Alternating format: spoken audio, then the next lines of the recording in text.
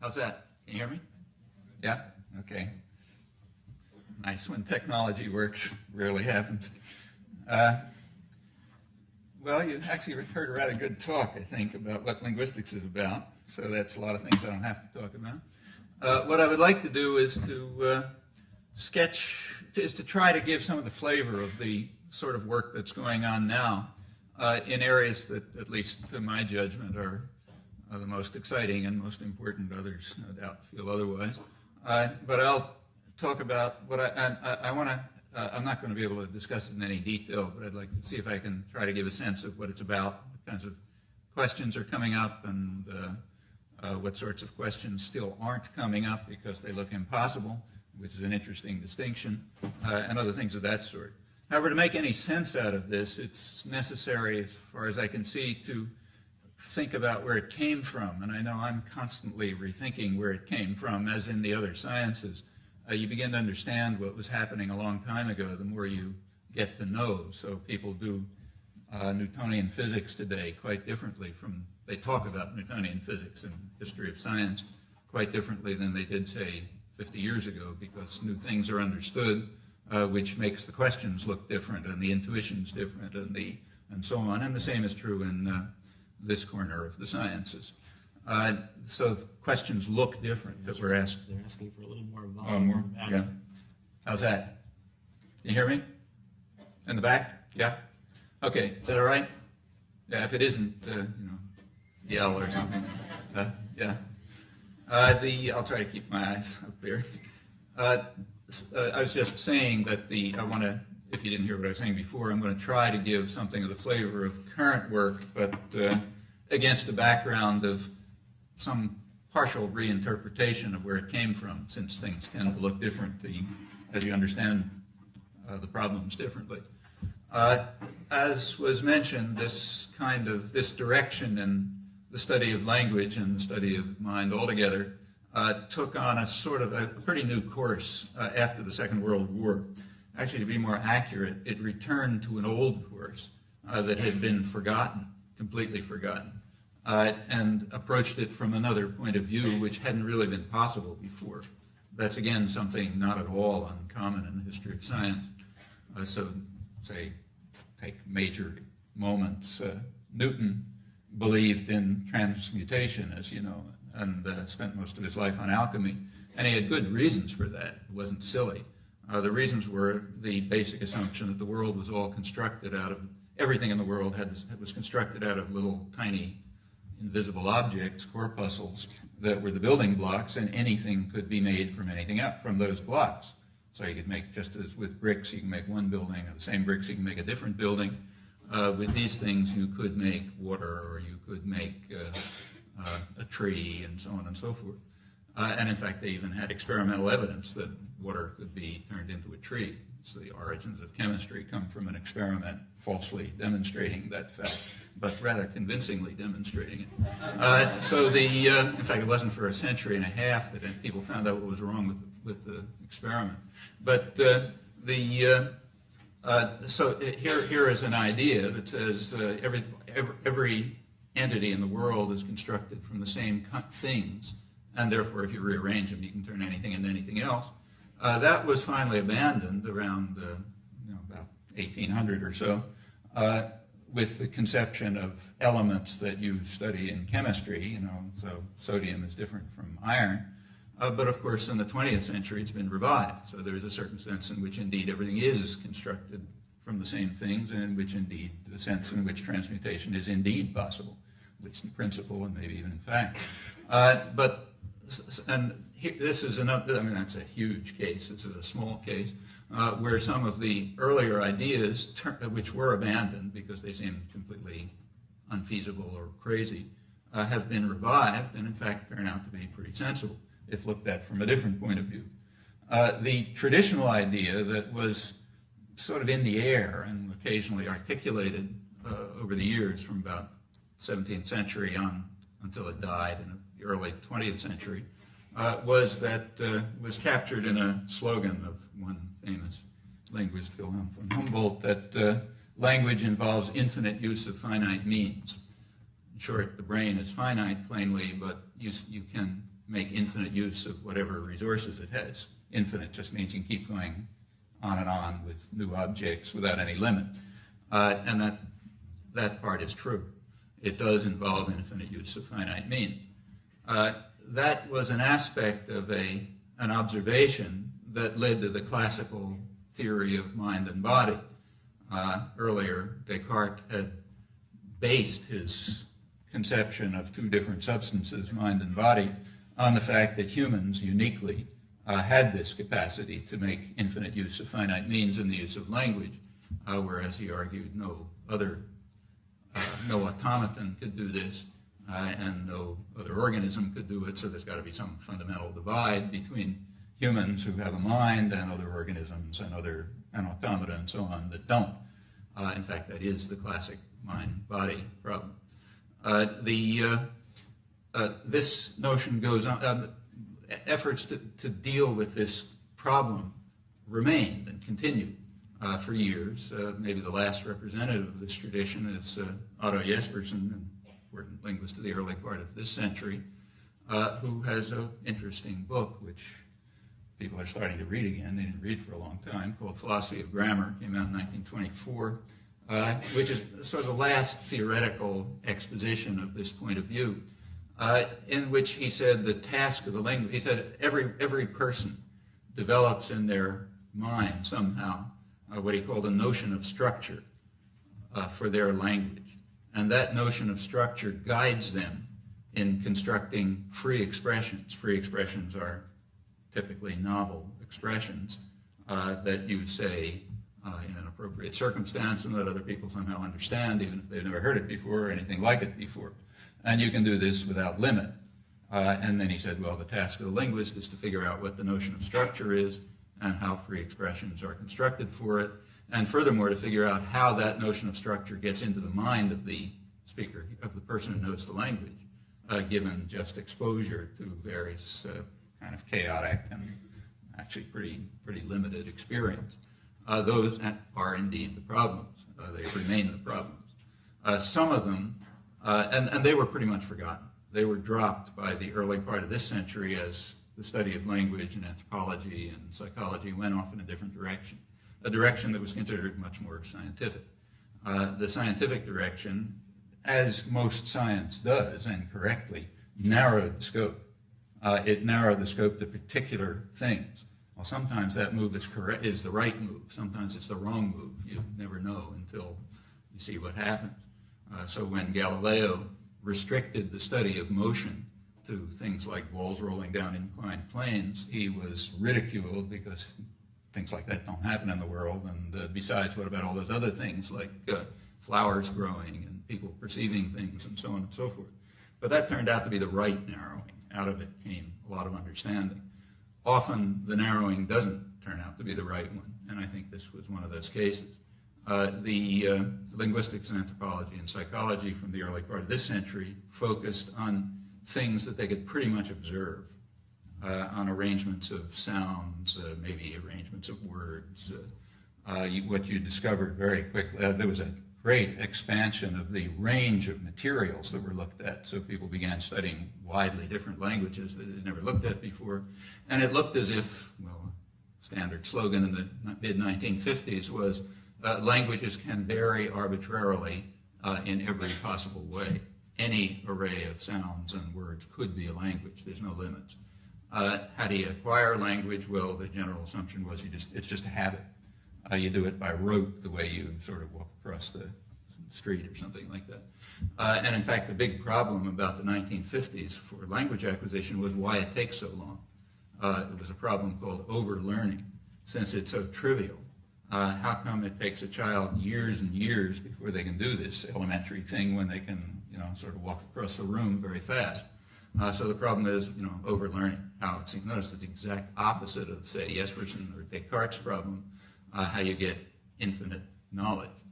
And this was all in the behaviorist tradition and so on and so forth. One aspect of this was European structuralism, which has very little impact in linguistics, but had huge impact on other disciplines, literature, anthropology, and so on. It was concerned with the patterns of sounds and the way they interacted with one another and so on and so forth. Again, a very strict narrowing of attention, which was not without results, but turns out to really miss most of the important questions, like the questions that were asked up through, say, Jespersen. After the Second World War, there was another approach that suddenly came along. That was a kind of a high-tech approach that came out of the new technology, and computers were just coming along, artificial intelligence was coming along, information theory had just been invented. And out of this, there was a lot of euphoria about what's going to come out of new technology and understand mathematics and so on.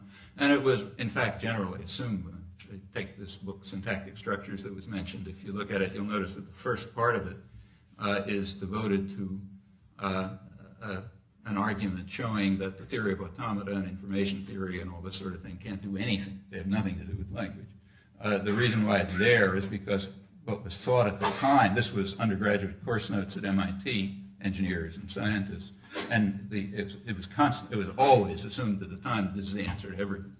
The sophisticated psychologists assumed that, the engineers assumed that, mathematicians did, and it was just, that was clear enough so you could disprove it very quickly. It's one of the advantages of being clear. Other things were vaguer and harder to disprove, like, say, behaviorist psychology, which had even less merit, in my opinion. But so there were, around the 1950s, there was structural linguistics in its various varieties. There was the sort of high-tech approach, and the tradition had pretty much been forgotten, but of course it remained in the schools. So, for example, when you study traditional grammar, you are studying the empirical side of the old tradition. If you look at, if you're studying, say, a second language, say you study Spanish, and they teach you, how to make sentences and so on, that's the empirical side of the old tradition. And in fact, it was assumed by traditional grammarians, and Jespersen was a major traditional grammarian, and he and others assumed that they were indeed giving a comprehensive account of the language. So it was generally assumed that if you read if you had the time to read a 10-volume grammar of English or Spanish or something, you would know the language. It was also assumed in parallel that if you looked at a dictionary, say the Oxford English Dictionary, the one you look at with a magnifying glass, you could find the meaning of a word. So you want to know the meaning of the word river, or tree, or city, or desk, or something, or some more complicated one. Look it up in the dictionary and it'll tell you. It was also assumed that the dictionary is comprehensive and that indeed the grammars are comprehensive. Well, both of those beliefs turn out to be totally false. The dictionary tells you almost nothing. The only reason why we can use dictionaries is because we already know the answers. And the dictionary gives you just enough hints about what you couldn't know, so that using the knowledge you already had, you can build up the rich concept that in fact goes along with the word. And very much exactly the same is true of the structure of sentences. The examples you heard are perfectly typical. People thought they knew how to form questions because there was a rule there in the traditional grammar that said, move the question word to the front. But as soon as you began to look, it turned out that what people knew about forming questions was something completely different. And you could show that easily by experiment, and it ramifies all over the place. And in fact, none of the rules that are presented in traditional grammars come even close to describing the phenomenon. But they're very useful. They give hints to people about things that they couldn't know, idiosyncrasies of a language that you can't know, the kind of things that a child would have to learn. And then the person who has all the intuitive knowledge somehow stored in there can figure out the rest. The example let's just take the example that was given, forming questions by taking a question word like what or who and putting it in the front. Well, that is something that a child can't know about the language that is being presented, because languages just differ in that respect. Some put it in front, some don't put it in front. They just leave it there. And there's no way of knowing that. That's arbitrary. That's like not knowing whether tree is going to be pronounced tree or bound. There's no way of knowing that, so you have to hear it, and then you know. Similarly, you have to hear that the language you're being exposed to is one that moves question words to the front, so you know you're speaking English and not Chinese or Japanese, which leave them down, where you interpret them. Interestingly, well, I'll come back to this. But so that's a respect in which languages just differ. So of course the grammar has to tell you that, just as information from the outside world has to tell the child that. But all this other business, like why you're not allowed to say, whatever the example was, you found the car that was in, what did you find the car that was in? That kind of thing, yeah, sure, that you know already because you're a human being. And it's part of the nature of a human being to have that kind of knowledge, which turns out to be a very interesting kind of knowledge. Same is true about dictionaries. So, I don't know, take any word you like, it doesn't matter. Take, say, river, since I mentioned it. There's a thing that flows by my office called the Charles River. If you look up the definition of river in a dictionary, it'll tell you something. In fact, it'll tell you enough for a speaker of Spanish to figure out what river means in English. On the other hand, it won't tell you what river means. That you have to bring to the dictionary. And you can easily test that for yourself by simply asking questions like, under what conditions would a modification of the Charles River still be the Charles River? How do you, what's technically called, individuate rivers? What are the properties that make two things the same river, let's say? Well, it can't be the same molecules because they're flowing, they're always different, so it's obviously not that. Is it the fact that it follows a particular course? Well, it can't possibly be that because if the Charles River was rerouted, let's say around MIT because they wanted to build a road, it would still be the Charles River, right? Under some conditions, not all conditions, but under some conditions it would still be the Charles River. Suppose it was rerouted so that it didn't even go out to the sea, like suppose it ended up in one of the lakes near Cambridge because they wanted to build a reservoir or something. Well, that would still be the Charles River, although its flow is completely different now. It doesn't even go into the sea. Suppose they decided to reverse the course of it. That's happened, not here, but as far as I know, but it happened in the Soviet Union. One of their massive, destructive projects was to reverse the flow of a major river. Well, it was still the same river, even though the water was going the opposite direction. Does it matter what's in it? Well, to a certain extent, but not too much. I mean, I'd hate to think what the Charles consists of. You probably, if you fell into it, you wouldn't survive very long. But it's still the Charles River. I was in Pisa a couple of years ago, and there's a thing that flows through Pisa, which is still called the Arno River, which is some kind of yellow mixture of chemicals from upstream somewhere. It may have a little bit of H2O in it still, I don't know. But it's still the Arno. And in fact, you could do all of these things at once and keep the same river. You could, maybe it's 100% chemicals now. That was 15 years ago. It was probably only 90% chemicals. But suppose that it turns out to be 100% chemicals, 0 H2O. The courses changed completely and in fact reversed. It could still, under certain circumstances, narrow circumstances, in fact, be the same river. So whatever our concept of river is, it has all these properties. And incidentally, the same is true of things like water inside the river. There's a common belief, in fact, it pretty much dominates contemporary philosophy of language and philosophy of mind, and it's like a dogma, that water is H2O, that's the meaning of the word water, that water, more technically, is in our minds something which has the same essence as this particular thing over here. And same essence is something that science tells you, and it tells you it's H2O. Well, that can't possibly be even close to true. Whatever water means, it's not that. And we know it very well when you start. You're not going to find this out in the dictionary, but you know it as soon as you start thinking about it. So let's imagine, for example, that we have pure H2O in a cup over here. Okay, pure H2O. Well, it's obviously water. Although incidentally, when you ask people, in experiments, they estimate that in pure H2O, they say it's only 98% water. I don't know why, but that's the judgment people give. But so anyhow, pure H2O is pretty close to water, let's say. Suppose that you take a tea bag and you put it in the water, and it slightly changes the content. So if a chemist looks at it, he would say it's a little different. Well, that's not water anymore. That's tea. If you ask for a cup of tea and somebody gives you water, you get mad. And if you ask for a cup of water and somebody gives you tea, you get mad. That's not what you asked for. So this thing isn't water anymore. It's tea. All right, now let's imagine another circumstance. Suppose some, biologist comes along and figures out that tea happens to be a terrific way of removing bacteria from water. And they decide to build it, instead of putting chlorine in the reservoir, they put in a tea filter. Okay, so the water goes through the tea filter and comes out your tap.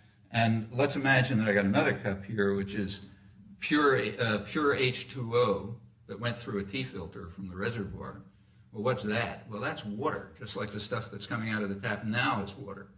Even if a chemist couldn't tell the difference between the two cups, one of them H2O with a tea bag dumped in it, and one, the stuff coming out of the tap, which happened to pass through a tea filter, we know the difference. One, though they're physically identical, even molecule by molecule identical, one is tea and one is water. So whatever water is, it's not a substance. It's something that it's a mental construct of some kind. That's true of names as well. Remember the Charles River. The Charles River is a name, and in fact every name is like that. It's some complicated mental construct. Well, without pursuing it any further, these are things that everybody knows. Nobody's taught. If you tried to teach anybody these things, first of all, we wouldn't even know what to teach them because nobody knows. These questions are barely beginning to be studied. But certainly no child has ever taught it. If you tried to teach anybody, you would just confuse them. They try to teach a child these things about tea and water, they get totally confused. And the same is true and that's true of every word of the language, and it's true of every sentence of the language.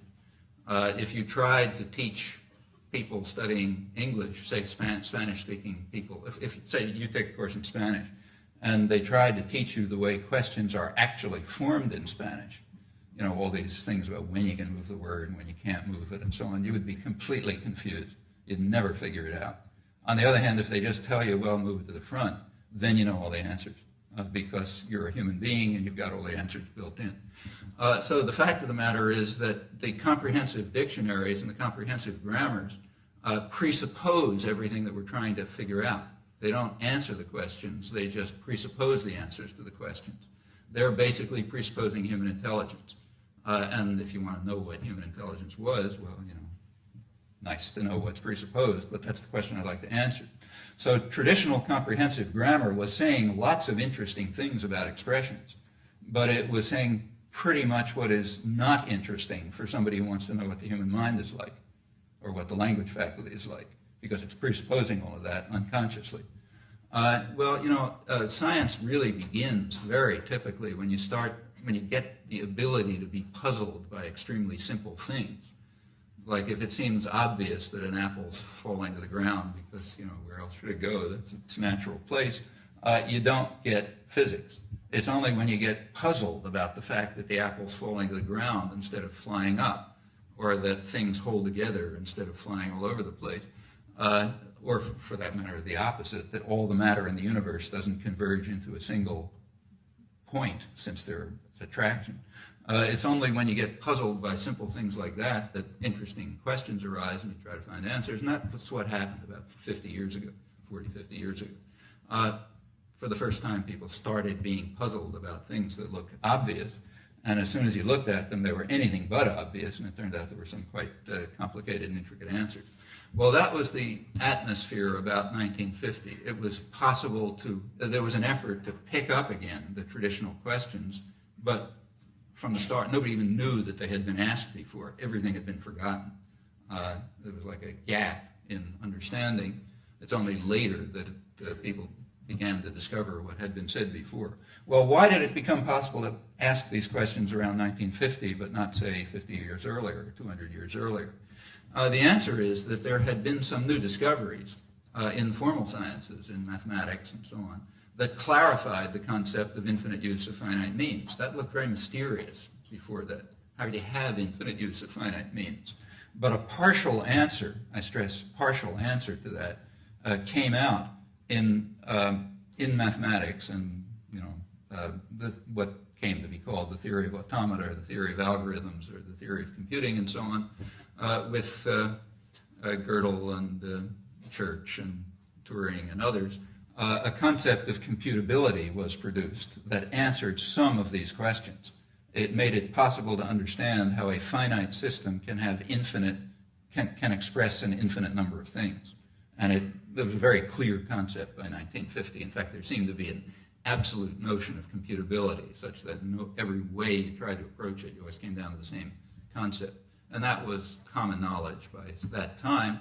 And that made it possible to re-ask the old questions from start. Now you could ask something about how you form free expressions with a finite mind, or how you can make infinite use of finite means. But here you have to be a little cautious, because it's only one aspect of that traditional question that could be faced. The question that Descartes and Jespersen and Humboldt and others were asking was a question about how you speak. How do I do what I'm doing now? What I'm doing now is forming new expressions, and you're hearing new expressions. So how do we do that? It was a question about performance.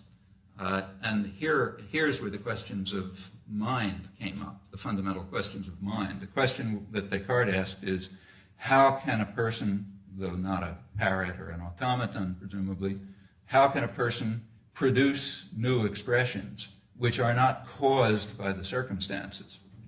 So you're not forced to produce that by your inner state, let's say, or the things around you. But even though they're not caused by the circumstances, internal and external, are nevertheless appropriate to the circumstances. That's the crucial issue. How do you continually do new things that are not caused but are appropriate and are coherent, and that other people understand as coherent and appropriate, and that evoke thoughts in the hearer that the hearer could have expressed himself or herself if they'd thought about it? That's the problem. It's the problem of uncaused, appropriate, coherent behavior without limits. I sometimes call the creative aspect of language use. Now that's a different problem from another one. How can a finite system characterize an infinite number of expressions? To characterize an expression doesn't mean just to list it. It means to give its form, its meaning, its sound, everything you know about it. How can an infinite amount of information be stored in a finite brain? That's a different question from the question of how you can carry out the creative aspect of language use. It sounds like the same question, and until the 1950s it was thought to be the same question. But once the concept of computability, what's technically called generative procedures, once that was clarified, these two questions separated. And one of them is studyable. The other one's not studyable. That remains the case. So the one that's studyable is the one that has to do with the nature of the information that's stored in your head. Somehow in the language faculty of your brain, which is like an organ of it's kind of like the kidney, as far as we know, an organ of the body. So in the language faculty of the brain, whatever it is, wherever it is, nobody knows exactly, but it's there. The language faculty of the brain has stored in it an infinite amount of information about a particular linguistic system, whichever yours is, whatever mixture it is. On the other hand, there's another question, that is, how do you use it? How do you use it in ways which are appropriate to situations but uncaused by situations and uncaused by your internal state? Those turn out to be quite different questions. One of them is investigable, the other is not. The one that you can investigate has led to the modern study of language. The one that you can't investigate is in exactly where Descartes left it. Total mystery. Incidentally, this is not just true of language. It's true of every aspect of psychology and physiology. So suppose you're studying, say, vision. There's a lot of work in the last 50 years on the visual system. And it's all about things that happen between the retina and the striate cortex. So it's about the mechanisms of vision. It's about how stimulation of the retina leads you to see a cube rotating in space. But nobody asks the question, how do you decide to look at a sunset, let's say? That's a question about vision, but it's not a question that can be asked, so nobody bothers asking it. I mean, it's a question, right? But it's a question that we can ask and just stare at in kind of confusion, not knowing where to go. Because, again, it's a question of appropriate, voluntary action. And those questions are just not within our range of inquiry. Or similarly, suppose you're, say, studying, there's work on, turns out to be extremely hard to explain how to account for the fact that I can, say, reach over here and pick up an apple, let's say. That's a very hard thing to do. It's extremely hard to get a robot to do it. It turns out to be quite complex. You know, the motor actions and coordination and control and so on that are going on, pretty complicated. And there's a very interesting study about how you do it. I mean, it seems easy to just reach over and pick up the apple, but to figure out what you're doing turns out to be extremely complex. And there is a big study, and an interesting study of the mechanisms of motor control and programming and coordination, but nobody studies the question of why I decided to pick up the apple. You know, why did I pick the apple up and not my watch or something? That's not a question that you can study, and that's a question that's analogous to the question of use of language. And in fact, if you think across the board, that's the way it always goes. When you talk, the things that can be studied are questions about mechanisms, about how knowledge is stored, how internal programming takes place, how one kind of representation, say a mapping of the retinal mapping, can turn into another one, let's say concept of a percept of a cube rotating in space. Those things have been subjected to inquiry, and we know a lot about them. But a whole class of other things, of which the use of language is one, they remain where they always were. And remember, those are the ones that were traditionally exciting. Those are the ones that led to the traditional mind-body problem. I'll come back to where the study of what we can study went from there. But first, an aside on the mind-body problem. What happened to that problem? Well, is that problem still around? Well, a lot of people seem to think it's around. So there's a big, there's what's in fact sometimes called an orthodoxy in philosophy, which is that things can be reduced to, the orthodoxy is that philosophical questions about the mind and mental activity and mental events and so on should be reducible to the material world, to something about the physical world, which is supposed to give you a resolution of the mind-body problem. And there are big debates about whether you can do it or you can't do it and so on. These debates are rather curious because the mind-body problem doesn't exist. And it doesn't exist because it was demolished by Isaac Newton 3 centuries ago. Newton didn't have anything to say about the Cartesians had a theory of mind and a theory of body. In fact, science altogether had a theory of body. It was called the mechanical worldview, and it was very commonsensical. The mechanical, it probably is our common sense picture of the world. And that was science. The top scientists of the day, Huygens and others, were trying to develop a mechanical worldview, show that the world is a machine. That was the big job, show that the world's a machine.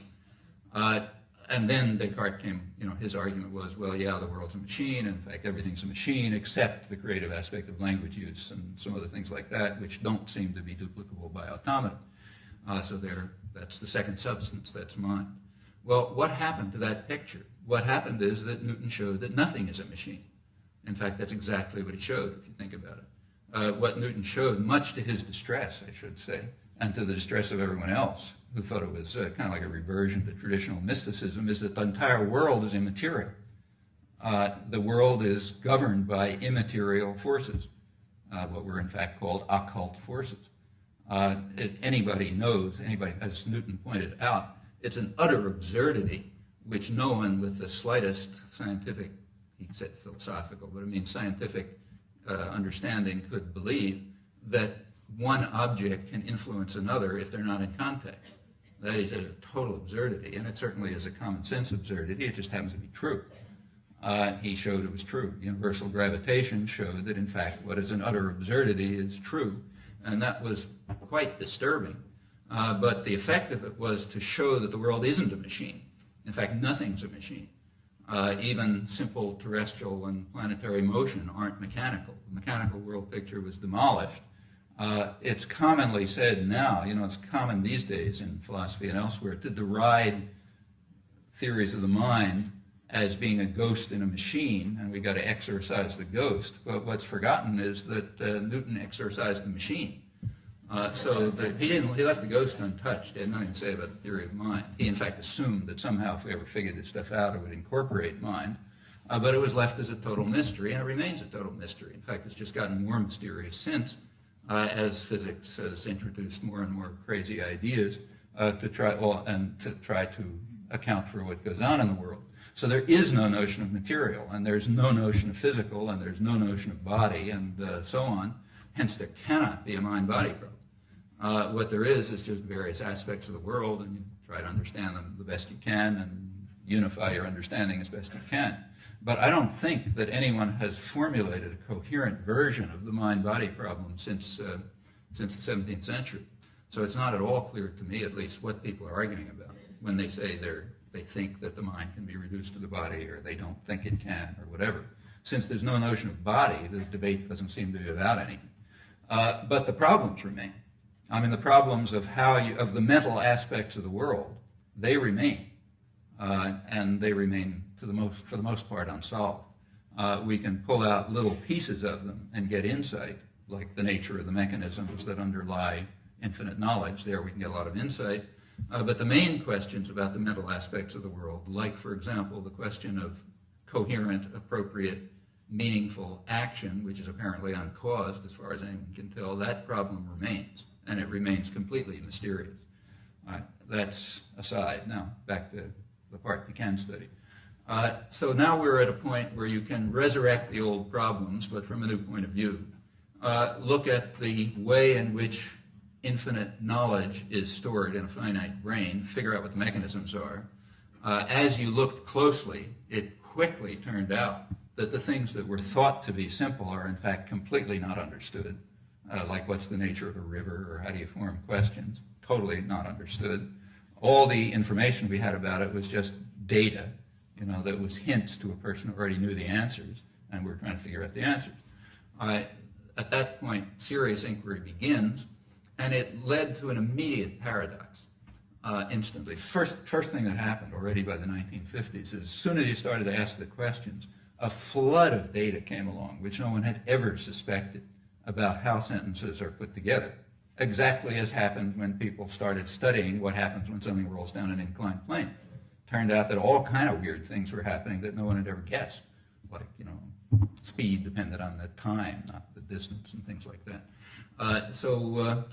And here, too, tons of information came around that nobody had ever noticed before, and great effort was made to try to give an accurate description of it, at least, to try to present precise rule systems that would at least assign the right meaning to the right expressions over some sort of an interesting range. Well, it turned out that the effort to do that the one example that you heard is typical. As soon as you start to do it, you find very funny things, and you've got to complicate the rules to account for them.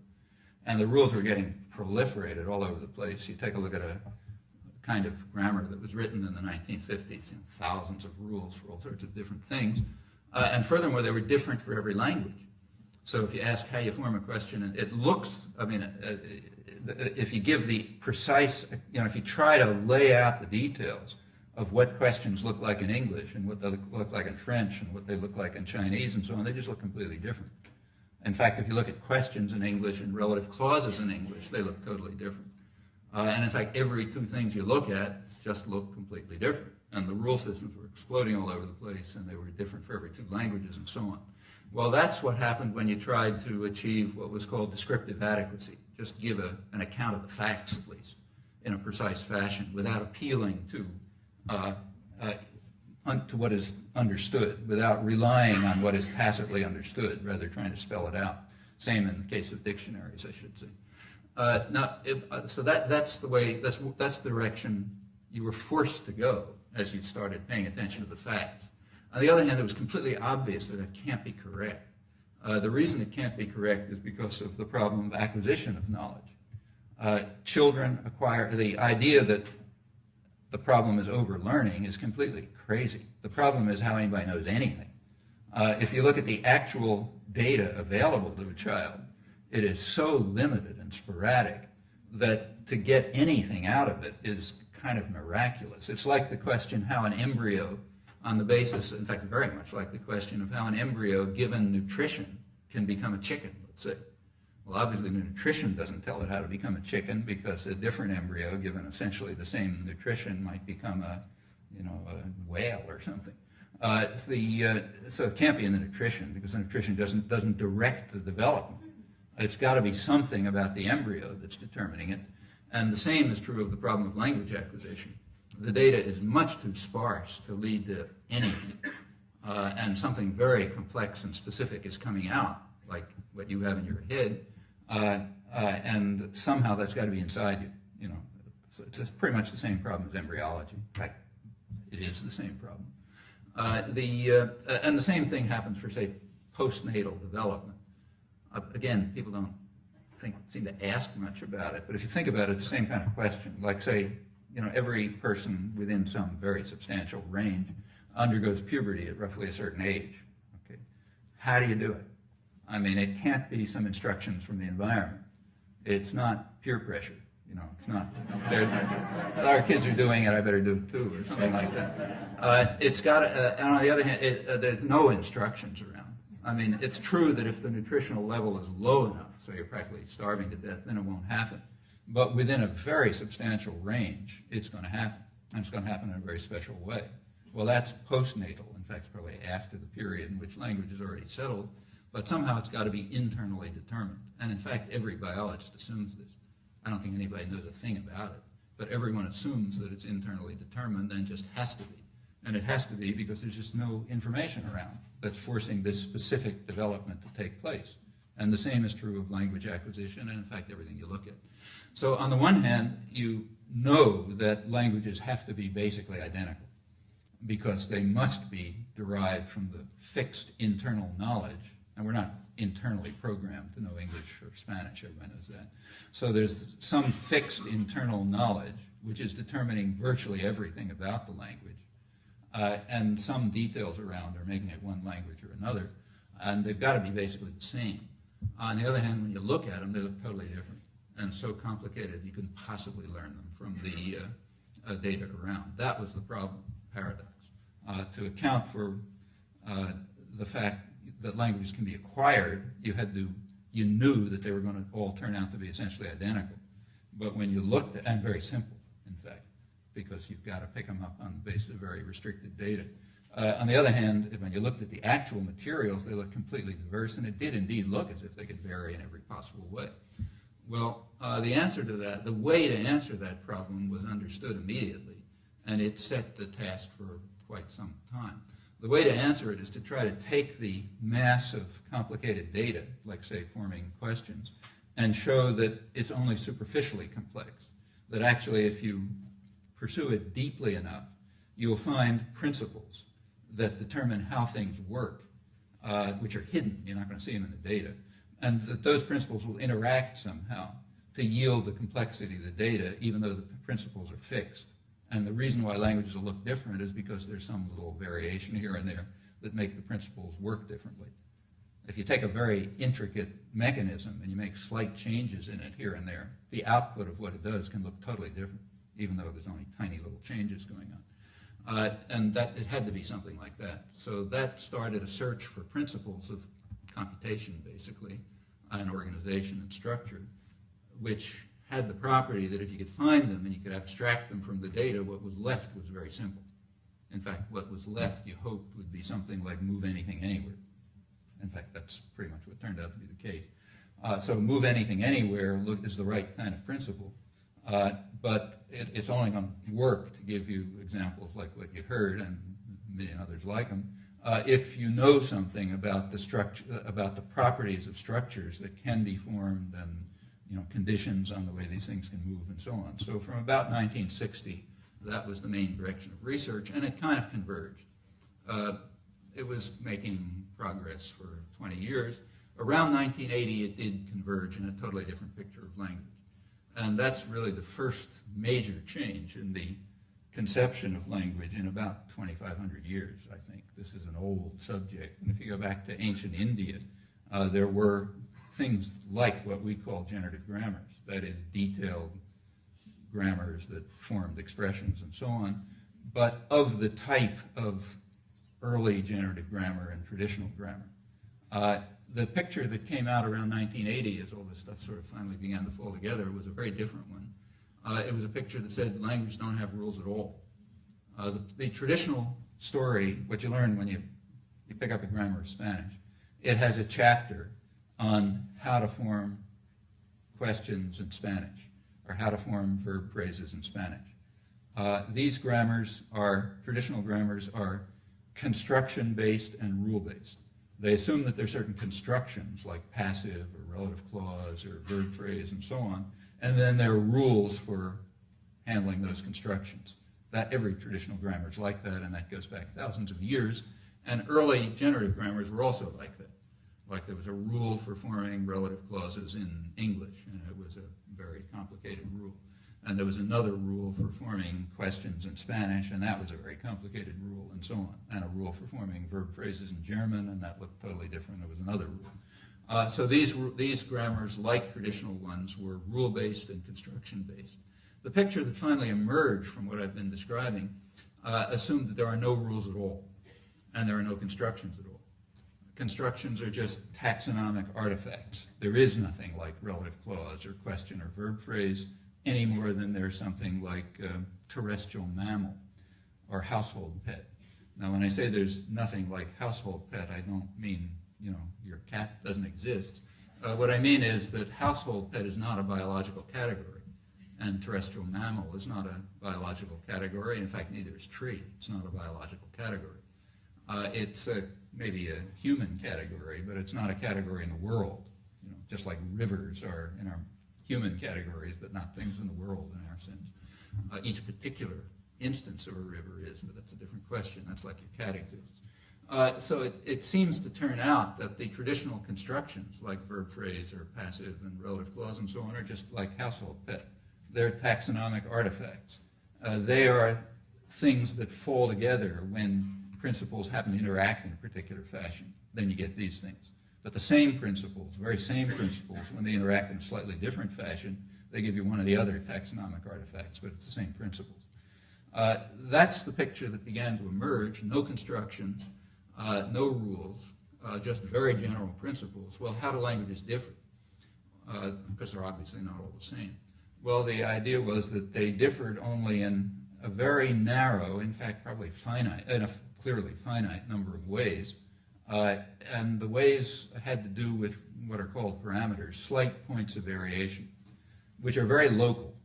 In fact, they're probably localized not only in the lexicon, in the category of words, but even in certain very narrow properties of words, in what are called formal properties of words, like case, like all the stuff you study, in fact, when you study another language, like case and inflection and agreement and so on, or what you do with the WH phrase and things like that. There's a small number of ways in which languages can differ, and they have to do with particular formal properties of certain kinds of words. In fact, if you look even more closely, it seems to turn out that all languages are the same in these properties, but they're just different in how it comes out the mouth. So go back to the example that was given at the beginning of forming questions. In English, you do take this question word and you put it in front. So you say, what did you see? In Chinese, you leave it where it was. But if you look closely, you find out that English and Chinese give the same interpretations of expressions. So, for example, let's take a slightly more complicated case. If you take a sentence in English like, Mary wants to fix the car with a wrench, let's say, and you want to ask, you didn't hear what she fixed, so you say, what does Mary want to fix with a wrench? And I can say the car, or maybe you didn't hear how she did it, and you ask, how did Mary want to fix the car? And I say, with a wrench. That's okay. And you can do the same in Chinese, even though you leave the words in place. On the other hand, suppose instead of wants to, you had wonders whether to. Okay, slight change. So now we have the sentence, Mary wonders whether to fix the car with a wrench. Okay, and now you didn't hear the car and you ask about it and you say, what does Mary wonder whether to fix with a wrench? Answer, the car. And suppose you do the how case. How does Mary wonder whether to fix the car? And that doesn't work at all. You're asking something about wondering. You're not asking about fixing. So the question can't be, how does Mary wonder whether to fix the car? Answer, with a wrench. That doesn't work. Well, the fact is it also doesn't work in Chinese, even though you leave the WH, the question word, down below. So apparently in Chinese they're doing exactly the same thing we are. And something is blocking moving the question word to the front, and we have a good idea what it is. But in Chinese, they're just doing it in their heads. It's not coming out the mouth. Okay, so they're running through the same computation, apparently, but only a certain piece of it is getting articulated. Whereas in English, the computation itself is getting articulated. But in fact, Chinese and English look exactly alike. And as far as we know, every language looks exactly alike, except for the fact that languages differ in which piece comes out the mouth. Well, that's a case where something comes out in English and doesn't come out in Chinese. It works the other way, too, as you can imagine. So if you've studied, say, Latin or Greek or German, you had to spend a lot of time learning about inflections, case endings and nominative and accusative and all that kind of stuff. Chinese you don't hear them at all. English, you barely hear them. You hear them for pronouns, but nothing else. Like, I saw John, and John saw Mary, and Mary saw John. In Latin, one would be nominative and the other accusative and the opposite, but in English, they sound the same. On the other hand, there's extremely good evidence by now that English has exactly the same case system as Latin, except it just doesn't come out the mouth. You can see the effects of it. When you begin to figure out how case systems really work and the consequences they have for interpretation of sentences and what is a sentence and so on, you find you get exactly the same things in English you get in Latin, almost exactly, not quite exactly. And the same in Sanskrit, and the same in Finnish, which has even more cases, and the same in German, and so on and so forth. So it looks as if English and Chinese have all the cases. It's just that they're not coming out the mouth. We're doing the same computations in our heads, but it isn't getting articulated. And in fact, it seems that an awful lot of the difference among languages just has to do with which properties are getting articulated. It looks as if the computations are all the same. Like in all languages, you have a collection of building blocks, things like words, and you have a couple of very simple operations for putting them together, and they meet very general conditions, and the languages seem to differ wildly because different things are coming out the mouth. But in fact, it's the same computation. So if a Martian, say, was looking at us, the Martian would assume that all humans speak exactly the same language with extremely trivial differences among them, pretty much the way we assume that take one species of frog, we say, look, they're all the same, although the frogs may well think they're very different from one another, and in fact be interested in the differences, and we're interested in, of course, in the differences among humans, not in what's identical about them. That we just kind of take for granted. But if you look from the point of view of a scientist, like a rational Martian looking at us the way we look at fruit flies or something, we would probably look essentially identical, with extremely slight divergences. And in the case of this aspect of language, that part is now becoming clearer. I wouldn't argue it's totally understood, but it's certainly becoming clearer. It's becoming reasonably clear that there is a fixed set of principles that determine a unique kind of computation for all languages, so they're basically all identical, and that the apparent differences between them have to do with things like what comes out the mouth, and it seems to vary almost entirely in the so-called formal properties, things like inflection or question word or something like that, not in other things. In fact, even it's looked for a long time as if the ordering of languages was very different. So English, it's like subject, verb, object. In Japanese, it's subject, object, verb. English, it's preposition, noun phrase, in the room. In Japanese, it's noun phrase, preposition, room, in. In fact, Japanese looks like the mirror image of English, virtually. So it looked as if they just differed. There's a so-called parametric difference that says English goes to the right and Japanese goes to the left. Well, it turns out that even that isn't obvious. There's a new book that's just come out by a very good linguist, Richie Kane, MIT Press just published it, who argues that, in fact, they're all identical even here. And there's some other tiny difference that makes languages look as if they have different orders. And that's not proven, but it's, he's got good evidence, and it wouldn't be at all surprised if it does come out to be right. The more you look, the less languages seem to differ from one another. And notice that this has been achieved without losing the descriptive adequacy. Quite the contrary. The descriptions are much closer to correct than they ever were. And furthermore, they're far more comprehensive, because one of the things that's happened through this period is that every time a new theoretical insight came along about how to organize the system, it immediately stimulated new questions, empirical questions, which then came up with totally new data, which nobody had ever guessed at before, like these things about Chinese. Nobody ever noticed them until about 10 years ago, that it works like English in the interpretations. Well, that brings us pretty close to where we are now. This so-called principles and parameters approach is the first legitimate theory of language ever. It's the first theory that at least offers a way. I mean, the details aren't by any means all known, but the picture is not implausible and to some extent understood. It's the kind of theory which allows an answer to the question, how does anybody know a language? It's the first theory that ever allowed an answer to that question. And the answer would be, well, you just have to figure out which things are coming out the mouth. You know? And that's fairly straightforward. Like you hear the cases or you don't hear the cases. You know? Or you hear the question word in front or you don't hear it in front. So it's kind of as if the child comes to the language with the whole story in place, just like, you know, undergoing puberty is already in place, or growing arms, not wings or something. It's in place. That's part of the internal instructions. But you've got some things that aren't totally in place. So you have a kind of questionnaire, you know, like finite number of questions. Question 1, do I pronounce the cases or don't I pronounce the cases? Okay. And that's an easy one to answer. You hear it pretty fast. Do I put the question word in front or do I leave it in place? That's an easy one to answer. Computations go on the same way, and they have intricate results, but you know which way you do it. And if you have, let's say, whatever it is, you know, 83 questions like that, you can kind of check off the answers, and once the answers are checked, then the whole system works. Okay, something like that looks like the right picture. Incidentally, I've left out a huge piece of it. How do you know what sound goes with what meaning in the case of words?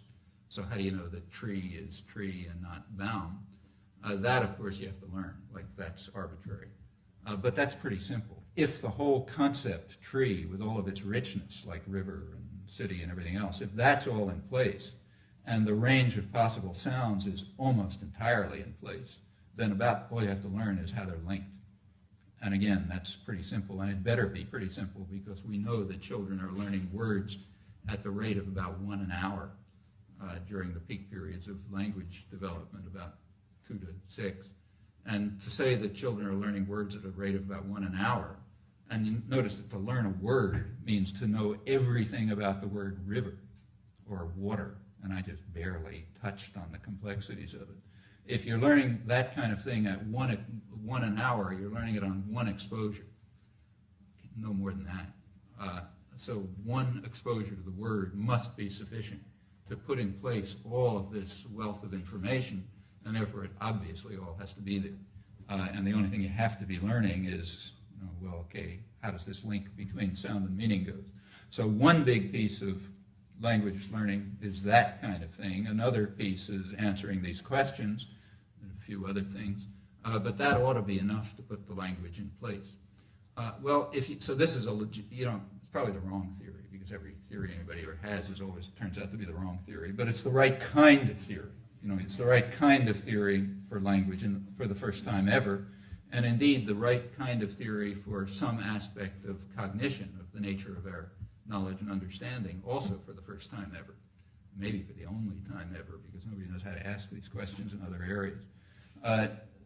But notice that once you've got the right kind of theory, I'll end with this, bringing us up to the present, then new questions arise. The question that comes up is basically, to put it sort of metaphorically, how perfect a system is language? Notice that the language faculty is sitting there in the head somehow, in the mind. We don't know where or how in the brain, but somewhere in the brain. If there's this language faculty, it's got external conditions that it has to meet. Like the language faculty has to interact with the sensory motor system. Okay? Like you have to be able to, it's got to get the muscles of the throat and mouth to work. It has to link up with the perceptual system. It also has to link up with whatever systems there are that get you to do things with language, like talking about rivers or asking questions or telling jokes or whatever. Whatever you do with language is some sort of systems of the mind, and the language system has to link up with those. So in fact, there's a whole set of external conditions on the language faculty. And it has to provide instruction somehow. An expression of a language, like, you know, Mary wanted to fix the car with a wrench.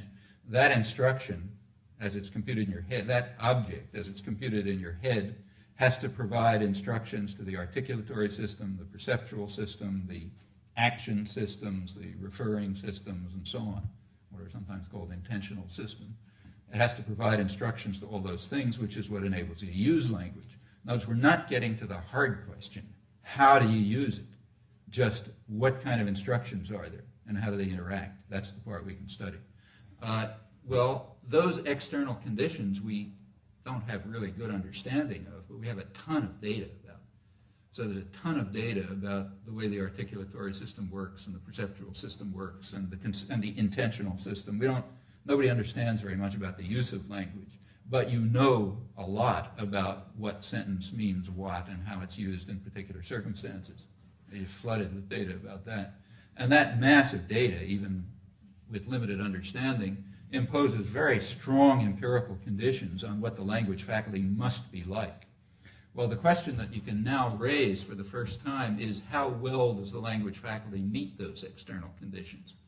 Does it meet it the way a really smart engineer would have designed it, or does it meet it in a crummy way? That's the question. So how perfect is language in the sense of, if you just look at the external conditions and you ask what's an optimal solution to those external conditions, how closely does language approximate it? Well, it apparently turns out remarkably closely. As more, this work of the last few years, in fact, a lot of it just coming into publication, there's more and more work coming along which seems to indicate that language is very close to a perfect solution to this problem. Now, that has a definite meaning. I'm sort of leaving it metaphorical, but it has quite a definite meaning. It means, and if we had time I could spell it out, but one aspect of this is it appears to turn out that the computational procedures of language have to be, that they meet certain optimality conditions.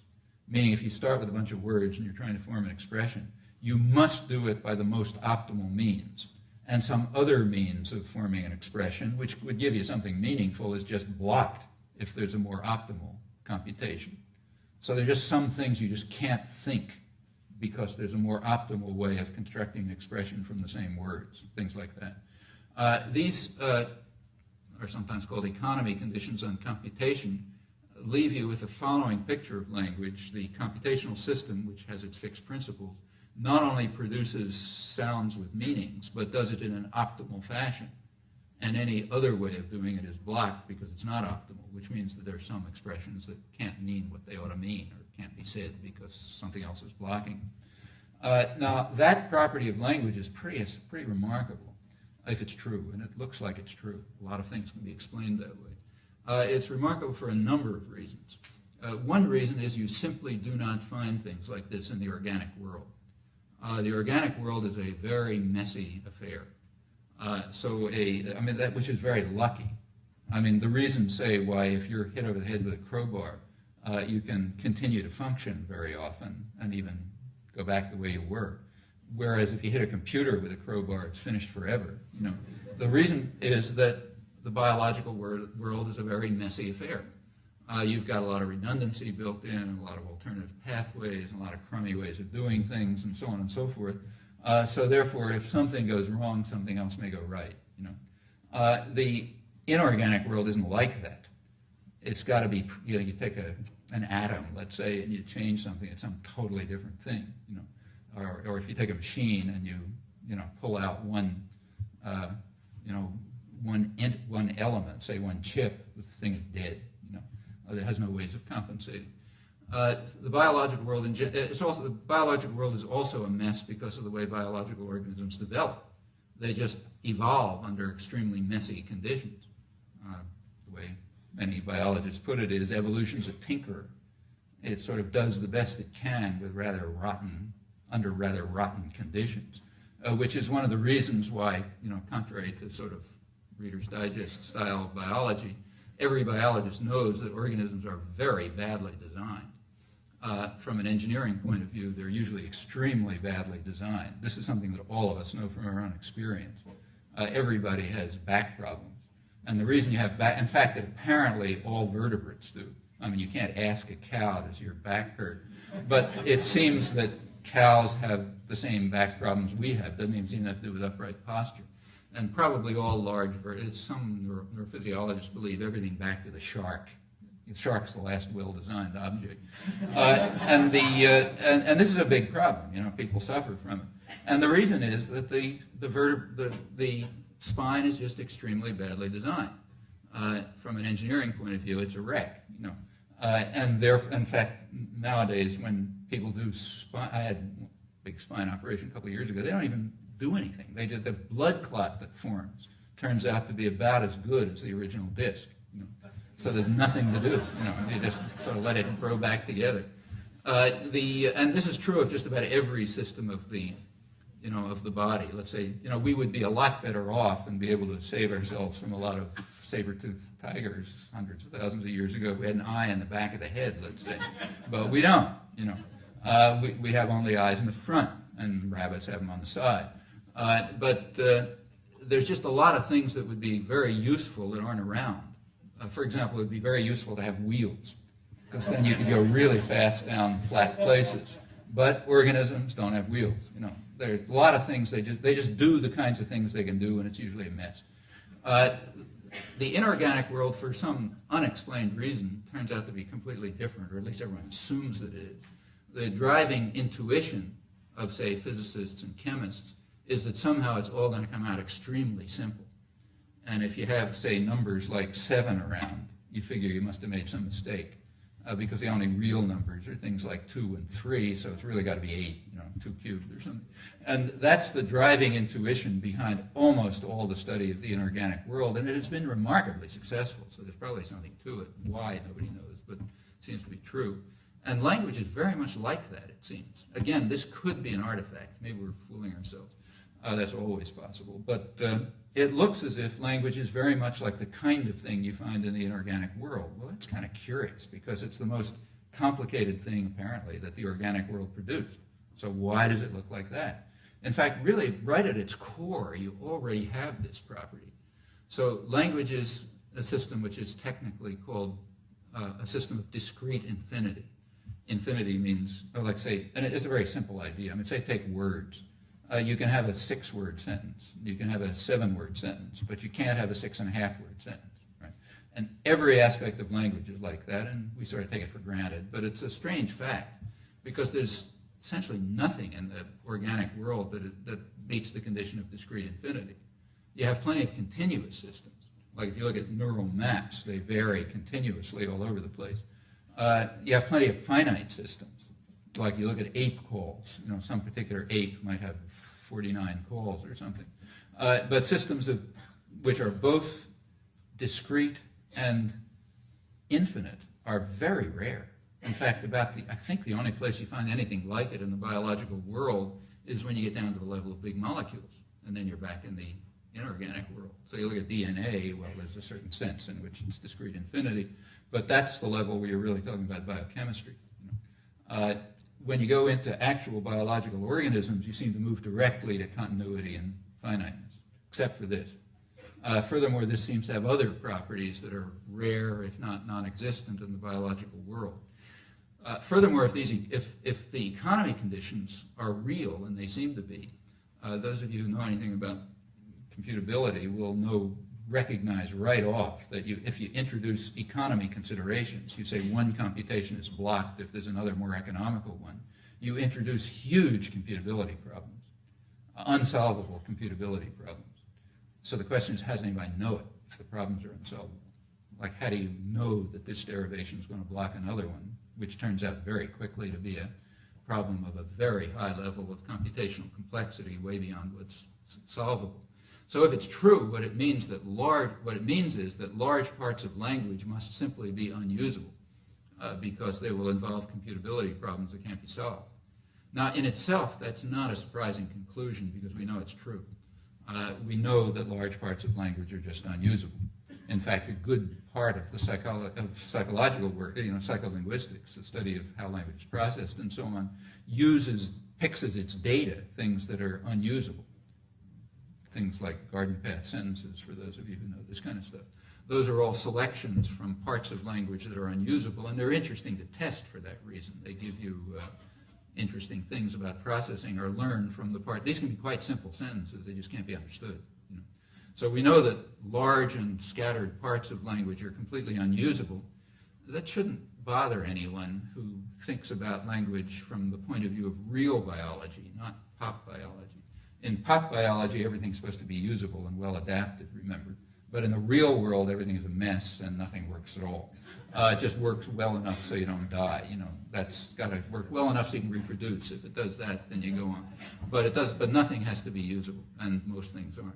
So the fact that language isn't, for large parts of language, just aren't usable, that's not a problem in itself. But it does raise an extremely interesting question, hard question, right at the horizon now. You can formulate it, but can't deal with it. Can we demonstrate that the parts of language that are technically uncomputable are the part that in fact are unusable?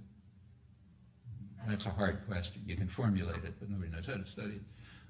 Well, all of these problems take us right to the present, and they raise very interesting.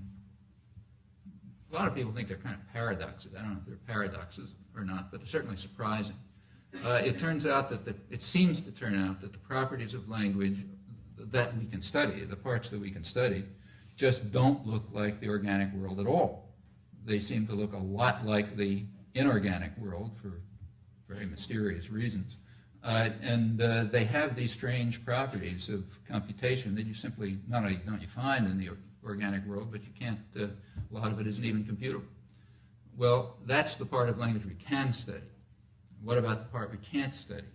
Like the part that led to the traditional mind-body problem, no longer formulable as far as I can see because we have no notion of body. How do you actually use language in the ways that we do when we talk to each other normally, ways that are appropriate to situations not caused by internal states or external events, coherent, intelligible to others, with all those properties? That remains, as it has always been, a complete mystery, and why it remains a mystery is also a mystery.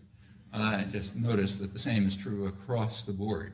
It's true of the study of vision, it's true of the study of motor mechanisms, it's true of every aspect of psychology and physiology. There is that mysterious core, which is just the questions that we're humanly interested in for the most part, in which you can only stare and puzzle them. That may reflect other aspects of human cognitive capacity. May mean that they're not the kinds of questions we're designed to answer, which could be, or there could be some other reason, but anyhow, that's where things stand at the moment.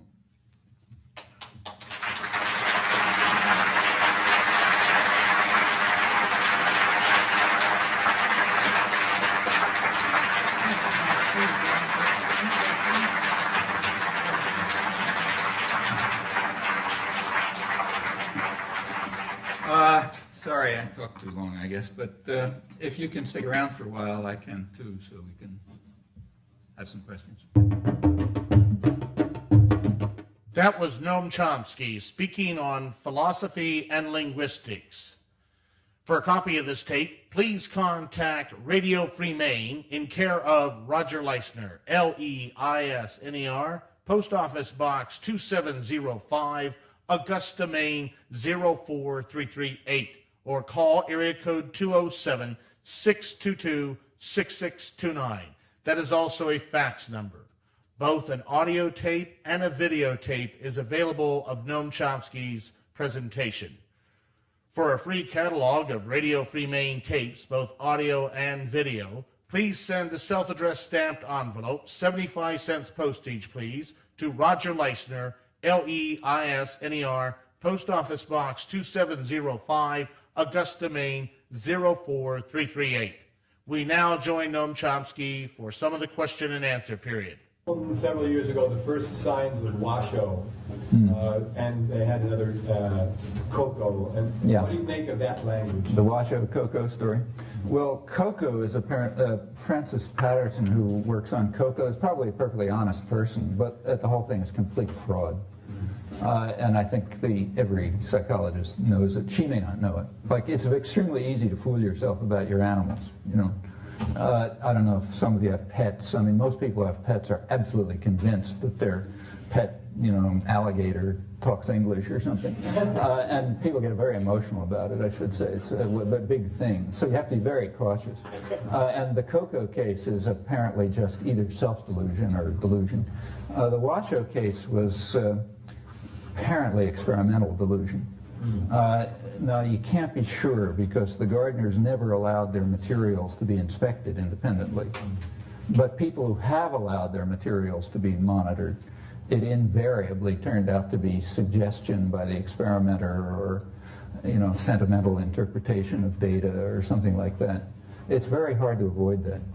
There was one project done quite carefully by Kirk Terrace at Columbia, he's a very good psychologist, and he had a big group of people, good linguists and psychologists, and they worked really hard to try to train an ape they tried to raise an ape like a child, and they thought they'd succeeded. They thought that the ape was just, ready to give lectures. Then, when the experiment was over, after a couple of years, the ape they get to some age where they get pretty dangerous. They start biting everybody and that sort of thing. So they had to send it back to wherever apes go. One of the graduate students started looking at the data. They had done very careful taping, like they had videotapes of everything. And somebody started doing frame-by-frame analysis of the videotapes. And it turned out that with all of the sophistication and double-blind experiments and expertise and everything, they had fooled themselves. There was nothing there. What happened is that the ape had figured out that if it makes a lot of these random gestures, if it wants a banana, and it had learned that there's one gesture that sometimes gets you a banana for some strange reason. And if it made a lot of random gestures, sooner or later it would get to the point where, in fact, the experimenters were interpreting it as give me a banana, and then the ape would get the banana. But it would just keep doing this random stuff until it sort of got what it wanted. So it had some, there was something going on there about picking up, the ape figuring out that some strange symbol thing that they wanted me to do with my hand usually got me what I wanted. But that's about the limits of it, apparently. The rest seems to have been either suggestion or self-delusion. And it's not terribly surprising. I mean, this stuff can't possibly work. That's why no serious biologist ever paid any attention to it.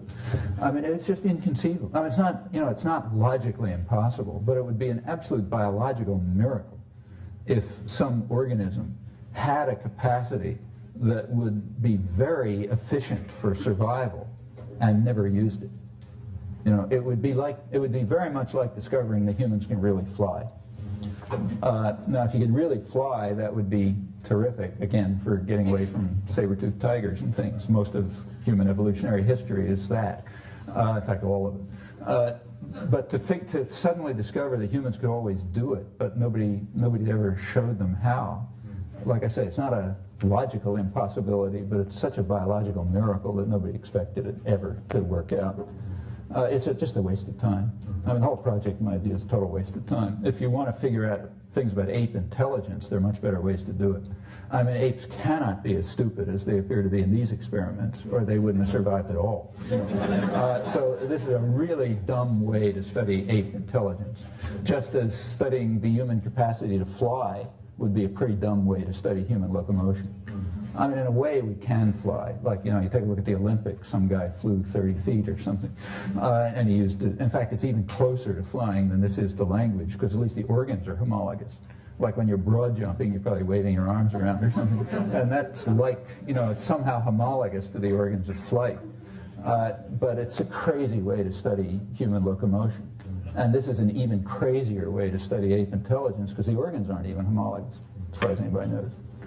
So it's, in my view, like one of the major wastes of time. I should say that in the 18th century, all of this was proposed, but seriously. In the 18th century, they were seriously interested in Descartes' language test. You look back at Cartesian philosophy, mind-body philosophy, the crucial idea was you can't get a parrot to do what a human can do. So all the people who were trying to be materialists, tried to say, yeah, you can get a parrot to do what a human can do. They even came up with the idea of teaching apes sign language, figuring out Lametrie, figured out that he argued maybe they just have defects in the articulatory organs. That was supposed to be the big discovery of Gardner's and Washoe. He figured that out in the 18th century, because they were starting to teach deaf people sign language then. And he said, well, if we could teach them sign language, then they could do it. In those days, it wasn't such a dumb idea, partly because nobody knew anything about evolution, remember. This is the days of the great chain of being. And they were just discovering apes, and they were also just discovering what we call the third world. And they weren't, you go back, people really weren't sure. Is there a difference between blacks and American Indians and apes? And if there is, what's the difference? You know, it just looked like one continuum. There's us, we're the smart guys. And then there's worms, you know, and then there's kind of a long continuum in between with, around the middle, you get things like orangutans and American Indians and so on. But the idea, you know, the recognition that of species differences didn't exist, and there was a ton of racism and everything else. So then it wasn't, you know, it wasn't quite as crazy as it is now. In fact, it wasn't crazy at all under those assumptions. Now it's totally crazy.